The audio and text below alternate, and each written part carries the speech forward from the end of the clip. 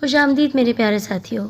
سچ بولنا کتنا مشکل ہے، 100% سچ یہ اگر کوئی بول دے اس معاشرے میں تو یہ معاشرہ اس شخص کی کیا حالت کرتا ہے آپ سبھی جانتے ہیں۔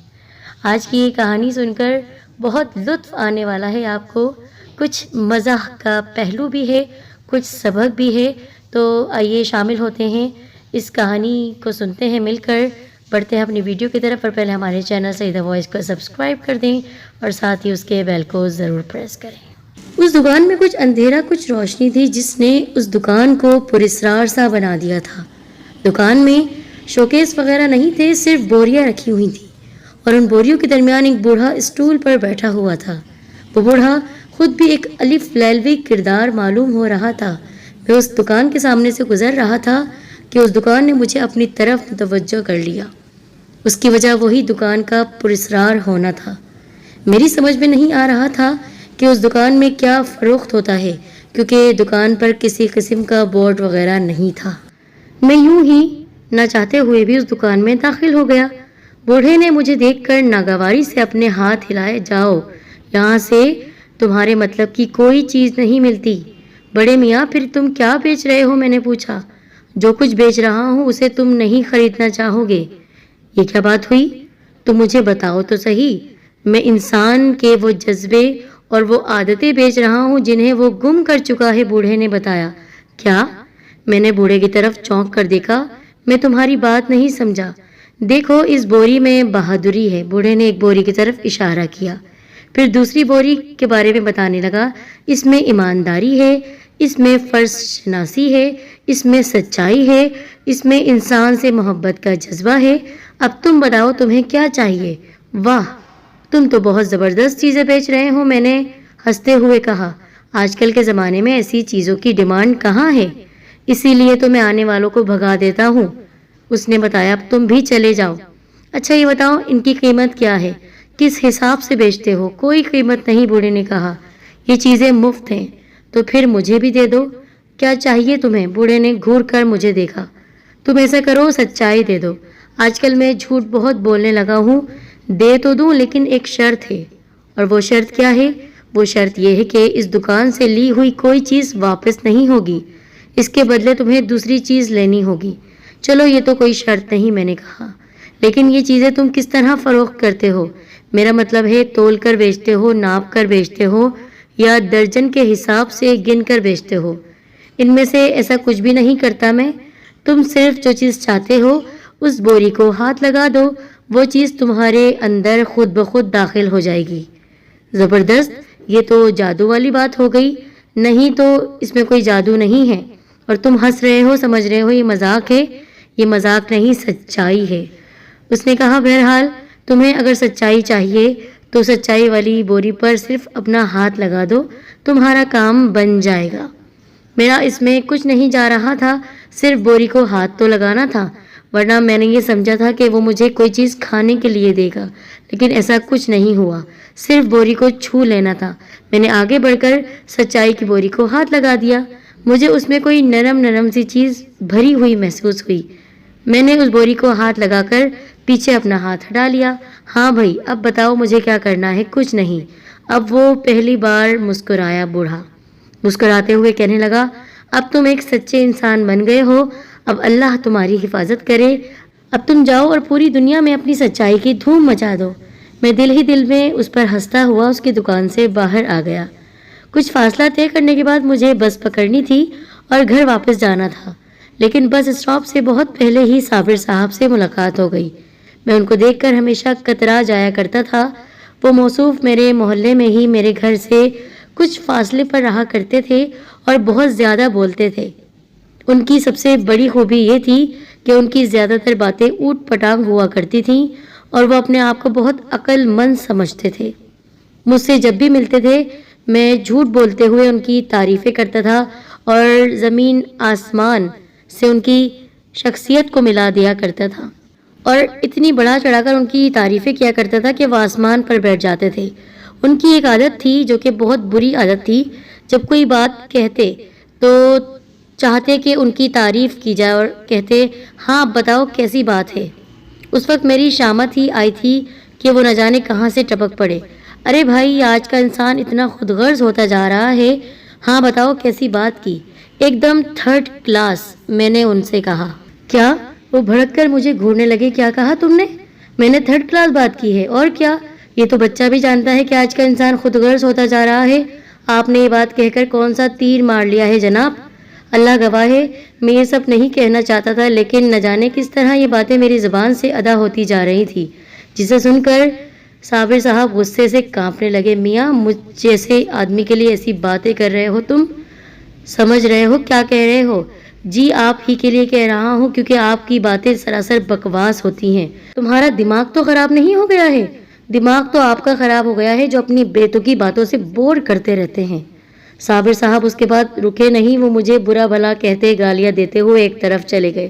میرا دل چاہا میں انہیں آواز دے کر ان سے معافی مانگ لوں، ان سے کہوں یہ سب کہنے کا میرا کوئی ارادہ نہیں تھا، اس لیے میں نے ان کو آواز دی. صابر صاحب ذرا بات سنیں. ہاں کہو. صابر صاحب ایک جھٹکے سے رک گئے. شاید تم مجھ سے اپنی حرکت کی معافی مانگنے والے ہو، لیکن میں تمہیں کبھی معاف نہیں کروں گا. ارے صاحب آپ سے معافی کون مانگ رہا ہے؟ میں تو یہ کہنے والا ہوں آئندہ مجھے بور مت کیجیے گا. صابر صاحب نہ جانے کیا کیا اول فول بکتے ہوئے وہاں سے چلے گئے. میں سوچتا ہی رہ گیا یہ سب کیا تھا، کیوں تھا، لیکن مجھے بات سمجھ نہیں آئی. جب میں گھر پہنچا تو بیوی حسب معمول وہی سوال کر رہی تھی میں کیسی لگ رہی ہوں. یہ اس کا معمول تھا. وہ میرے گھر آنے کے بعد اپنے میکے چلے جایا کرتی تھی. اس کی ماں کئی مہینوں سے بیمار چلی آ رہی تھی. صبح سے شام تک ایک بیٹی اپنی ماں کی دیکھ بھال کرتی تھی اور شام سے رات 10 بجے تک میری بیوی کی ڈیوٹی ہوا کرتی تھی. میرے آنے سے پہلے پہلے تک بیوی تیار ہو کر اچھے کپڑے بدل کر میرے سامنے چائے پیش کرتے ہوئے ایک ہی بات پوچھتی تھی، بتاؤ میں کیسی لگ رہی ہوں؟ اور میں کسی روبوٹ کی طرح جواب دیا کرتا تھا، بہت اچھی. اب وہ بیچاری خوشی خوشی میکے چلی جاتی تھی، جو کہ میرے گھر سے زیادہ فاصلے پر نہیں تھا. اس شام بھی جب اس نے یہی سوال کیا تو میں نے جواب دیا، بالکل چڑیل جیسی لگ رہی ہو، پھٹکار برس رہی ہے تمہاری صورت پر.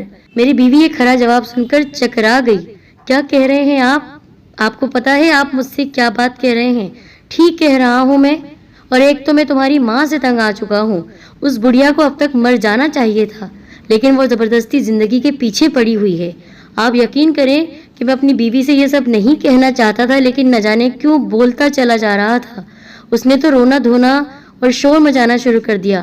آج پتہ چلا ہے کہ آپ مجھے کیا سمجھتے ہیں، میری کیا ویلیو ہے. آپ کو شرم نہیں آتی؟ آپ میری بیمار ماں کے لیے ایسی بکواس کیے جا رہے ہیں.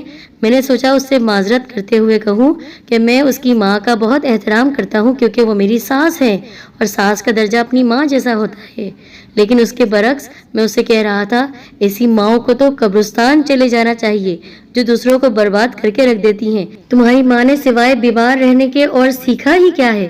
جب سنو بیمار. اس بڑھیا کو کوئی اور کام نہیں ہے کیا؟ وہ کیوں ہم سے انتقام لے رہی ہے؟ بس جناب اس کے بعد کی صورتحال اتنی خطرناک تھی کہ پورا محلہ جمع ہو گیا، کیونکہ میری بیوی نے زوردار آواز میں شور مچانا شروع کر دیا، یعنی رونا پیٹنا شروع کر دیا. ہائے ہائے کرتی رہی. میرے پڑوس کے اطہر صاحب اور ان کی بیگم بھی شور سن کر چلی آئی تھیں، کیونکہ میرے گھر میں کبھی ایسی بات نہیں ہوئی تھی. میں سخت شرمندگی محسوس کرنے لگا. مجھے یہ سب نہیں کہنا چاہیے تھا، لیکن مجھے خود پر اختیار ہی کہاں تھا. بیوی نے رو رو کر میری کہی ہوئی باتیں ان دونوں میاں بیوی کو بتا دی. اطہر صاحب نے شرمندہ کرنے والی نگاہوں سے میری طرف دیکھتے ہوئے کہا، بھائی صاحب آپ نے بہت غلط کیا. یہ بیچاری تو آپ کی خدمت کر کر کے مری جا رہی ہے اور آپ ایسی باتیں کر رہے ہیں اس سے. اطہر صاحب پلیز آپ تو رہنے ہی دیں، میں نے کہا، کیونکہ میں جانتا ہوں کہ آپ میری بیوی پر ڈورے ڈالنے کی کوشش کر رہے ہیں. آپ کے دل میں چھپا ہوا ہے کہ میں اسے طلاق دے دوں اور آپ اس سے شادی کر لیں. اس کے بعد تو جناب جس قسم کا ہنگامہ ہوا ہوگا اس کے لیے کچھ بتانا فضول ہے، آپ جانتے ہی ہیں. اطہر صاحب اپنی بیوی کو لے کر بھناتے ہوئے باہر چلے گئے اور خود میری بیوی مجھے پاگل سمجھ کر اپنے میکے کی طرف روانہ ہو گئی. اب میں گھر میں اکیلا تھا. اس وقت مجھے اپنی حماقتیں یاد آ رہی تھی. جو کچھ بھی ہو رہا تھا وہ بہت وحشت ناک تھا. یہ ٹھیک ہے میں سچ بول رہا تھا، لیکن ایسی سچائی نے تو مجھے کہیں کا نہیں چھوڑا تھا. میں اپنے کمرے میں بستر پر آ کر لیٹ گیا اور صورتحال کا تجزیہ کرنے لگا.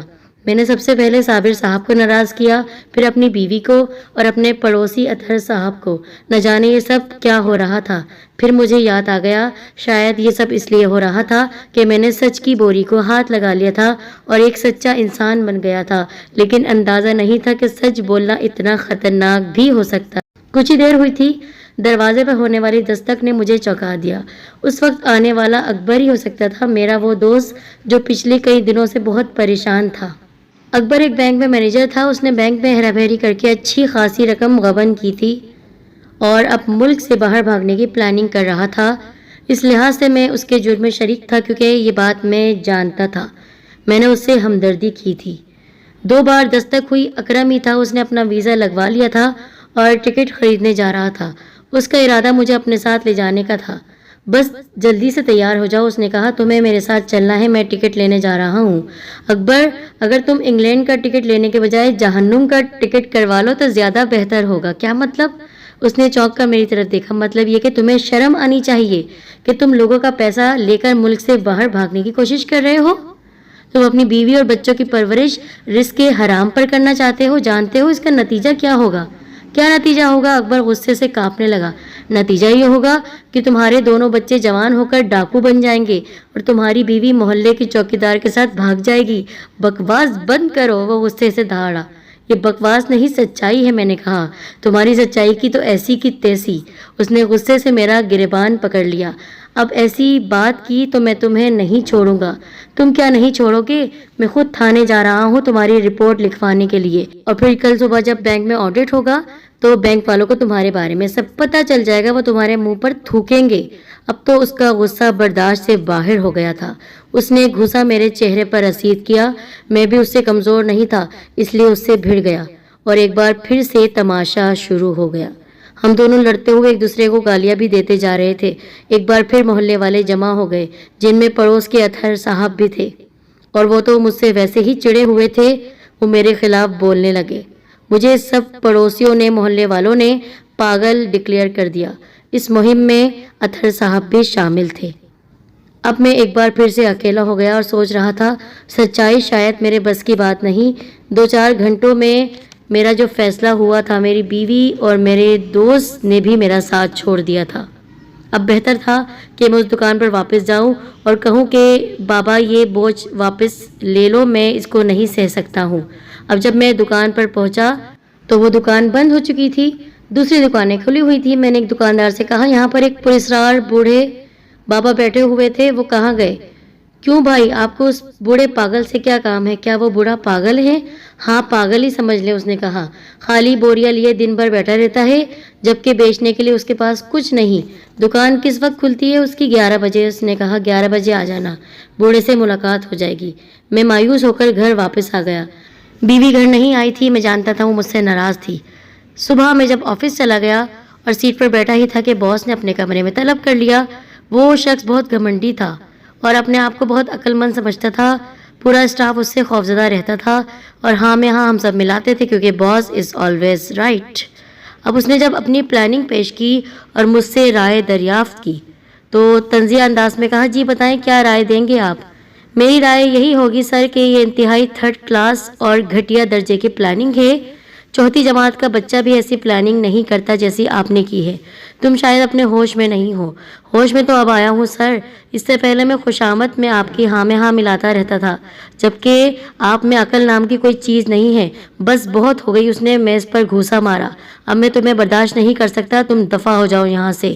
پھر مجھے خیال آیا کہ میں کیا کر رہا ہوں، اچھی خاصی نوکری ہے میری، اگر یہ چلی گئی تو میں کیا کروں گا؟ آج کے زمانے میں نوکری ملتی کہاں ہے اتنی اچھی؟ اس لیے میں نے فوراً ہی کہا، سر میں تو یہ کہہ رہا تھا کہ آپ فرم چلانے کے بجائے بنیے کی دکان کھول لیں۔ اس قسم کے کام آپ کے بس کی بات نہیں، آپ تو ٹھیلا لگا کر بریانی بیچا کریں۔ نکل جا مردود یہاں سے۔ باس نے میز پر زور سے گھسا مارتے ہوئے مجھے وہاں سے دفع کر دیا اور میں نوکری سے ہاتھ دھو بیٹھا۔ اس کمبخت بوڑھے نے میرے ساتھ کیا کر دیا، آج تو میں اس سے مل کر رہوں گا۔ اور جب میں اس کی دکان کے باہر پہنچا، جب پہنچا تو دکان بند تھی۔ برابر والے دکاندار سے کہا، کہاں ہے یہ بوڑھا؟ اس نے کہا، مجھے نہیں معلوم، اب تک نہیں آیا۔ تو کہاں رہتا ہے؟ یہ بھی مجھے نہیں معلوم۔ कैसे नहीं मालूम, मुझ पर एक बार फिर सच्चाई का दौरा पड़ गया।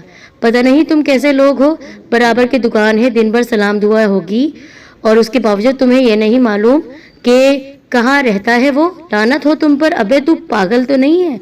पागल नहीं हूँ, सच्चा आदमी हूँ, मैंने कहा। मुनाफिक नहीं हूँ, जो कुछ सच मालूम होता है वो मैं मुंह पर बोल रहा हूँ। अभी वो दुकान से अपनी बातें कर रहा था, उतर कर आया और मुझे जो उसने घुसे मारे, लाते मारी, उसके बाद तो आप हजरात जान सकते हैं मेरी हालत क्या हुई होगी। मेरी कमीज फट चुकी थी, चेहरा सूज गया था। अब उस बूढ़े को मैंने आता हुआ देखा, भागते हुए उसकी तरफ लपका और कहा कि बाबा तूने क्या कर दिया मेरे साथ? बड़े मियाँ, मेरी सच्चाई का हाल देख लो।